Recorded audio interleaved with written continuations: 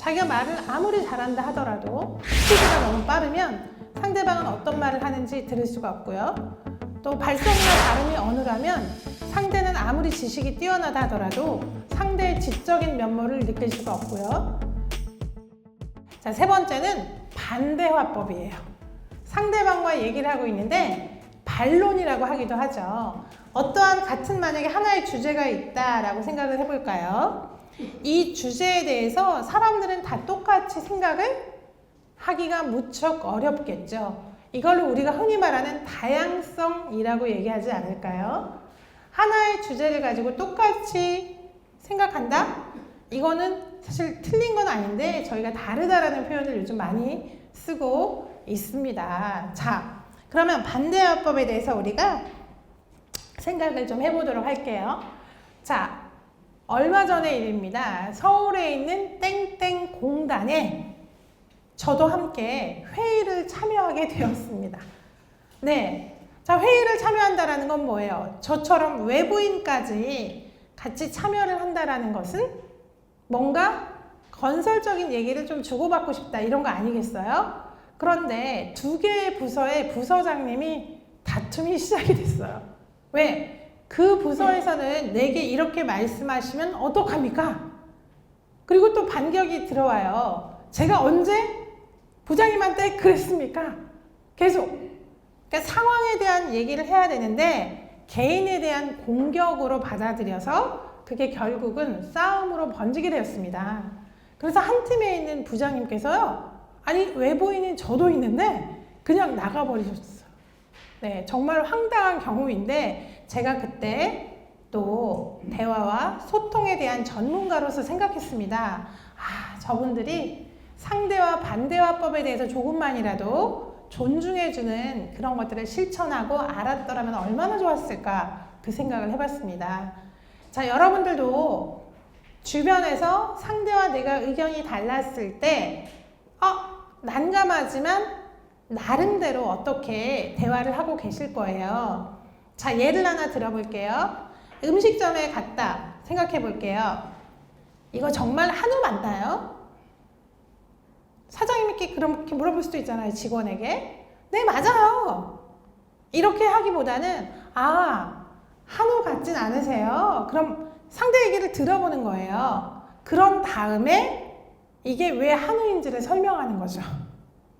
직장에서도 마찬가지죠. 상대와 의견이 달라요. 그럴 때는 그 팀에서는 이 예산이 10억으로 지금 잡으셨군요.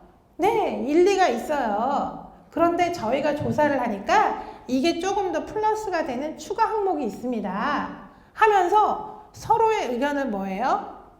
협의점을 찾아갈 때 필요한 건 뭐죠? 공감해 주는 거예요. 그러니까 서로 간에 동감할 수는 없지만 그 상황을 같이 이해해 준다라는 거죠. 그래서 반대인 경우는 어떻게 하냐면요. yes, but 화법이라고 표현하고 있습니다. 여러분 다 같이 또 따라해 보실까요? yes, but 화법. yes, but 화법. 네, 그래서 yes, 네.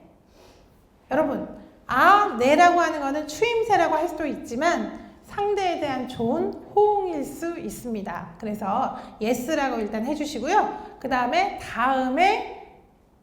여러분의 의견을 첨부를 하면 상대방은 나와 의견이 달랐지만 이 사람은 내 의견을 잘 들어줬어. 그러니 어떻게 해요? 나도 상대 의견이 뭔지 한번 드러나 보자. 이렇게 해서 반대화법은 일단 yes로 시작하는 게 좋다라고 하고 있습니다. 자, 그래서 오늘 3가지 말씀을 드렸어요. 정리 한번 해보겠습니다, 여러분. 자, 거절을 할 때는 뭐가 더 중요하다? 태도. 공손한 태도가 중요하다. 그죠? 그리고 두 번째, 지적을 할 때는 you가 주어가 아니라 I가 주어가 돼야 된다. 그래서 내가 상대를 걱정하고 있다 라는 I 메시지를 써보자 말씀을 드렸어요. 그리고 세 번째, 입장 차이가 다르다 라고 할 때는 처음에는 yes를 해주시고 그 다음에 but 화법으로 해주시면 그 다음에 자기의 의견을 충분히 어필할 수 있다라고 말씀을 드렸습니다. 네. 그래서 물론 대화에는 언어적인 메시지와 비언어적인 메시지가 물론 있습니다. 말만 잘해서는 곤란하겠죠. 조금은 어눌하더라도 상대를 진심으로 바라봐주는 눈빛, 그리고 상대에 대한 집중하는 바른 태도, 그죠? 상대가 들어왔을 때 안녕하세요, 인사를 정감 어리게 해주는 인사, 이런 것들이 전체적으로 모여서 본인의 어떤 대화가 되지 않을까, 이런 생각도 해보고 있습니다. 네. 자, 저에게 주어진 시간이 30분이거든요, 여러분. 그래서 여기까지 할 텐데 혹시 질문 있으신 분 계실까요? 대화법도 연습이 필요한 거죠? 대화법이 오히려 이제 전문가가 이제 질문을 하셔가지고 대화법은 우리가 코칭이라고 하죠. 코칭. 저희가 수만 명을 지금까지 이렇게 트레이닝을 사실 해보면요, 특히 성인보다 학생들이 처음에 아까 말씀드린 취업 준비를 하기 위해서 그동안 굳어진 말투하고요, 습관, 말의 스피드, 속도, 발음, 발성, 이런 것들이 생각보다 자기가 논리적으로 전달할 때 좀 미흡해요.